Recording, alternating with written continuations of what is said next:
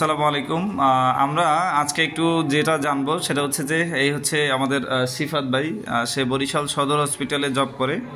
তো তার এক রুগীকে সে আমাদের এই যে C98 কার্কুমিন এই প্রোডাক্টটা তিনি দিয়েছিলেন।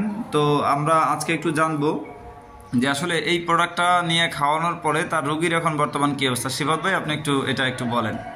জি, আলহামদুলিল্লাহ।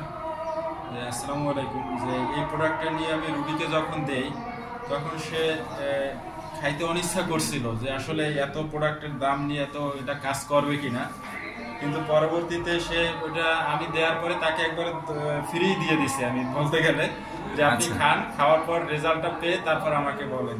আচ্ছা, এ কয়েকবার করে বিশেষ করে তার সমস্যাটা ছিল টনসিল ইনফেকশনে হয়েছিল। ইনফেকশনের কারণে এই প্রোডাক্টটা দেওয়া হয়েছিল।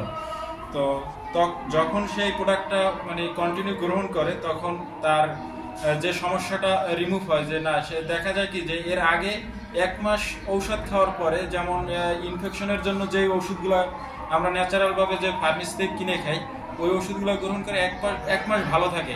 আবার দেখা যায় কি আবার সেই ইনফেকশনগুলো একইভাবে হয়। তো বারবার সেইভাবে ঔষধ খায়, বারবার ঠিক হয়, কিন্তু নাক কান গলার যে ডক্টর দেখানোর পর সে বলছে যে এটা সরাসরি অপারেশন করতে হবে, নাহলে এভাবে মানে বারবার খেতে হবে আবার রিমুভ হইবে। কিন্তু এইটা খাওয়ার পরে দেখা যায় কি সে এখন আমি মনে হয় সম্ভবত তাকে 3 থেকে 4 মাস হয়েছে দিয়েছি, কিন্তু এখন পর্যন্ত আল্লাহর রহমতে এখন পর্যন্ত আর কোনো ইনফেকশন হয় নাই।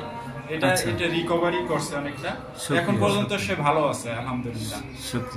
সে বলছে, তারপর সে আমাকে এই যে টাকাটা বলছে টাকাটা আমাকে ফেরত দিয়ে দিয়েছে আলহামদুলিল্লাহ। আচ্ছা আচ্ছা আচ্ছা আচ্ছা, শুক্রিয়া। যাক, তো আলহামদুলিল্লাহ আজকে আমরা C98 কার্কুমিনের একটা বিশেষ সমস্যা ছিল যে এটা হচ্ছে ইনফেকশন, গলায় ইনফেকশন ছিল রোগীর, সেই বিষয়ে আমরা পজিটিভ ফিডব্যাক পেয়েছি আলহামদুলিল্লাহ। তো যাদের এই সমস্যা আছে আপনারা এই ভিডিওটা যারা দেখবেন আমাদের সাথে যোগাযোগ করতে পারেন।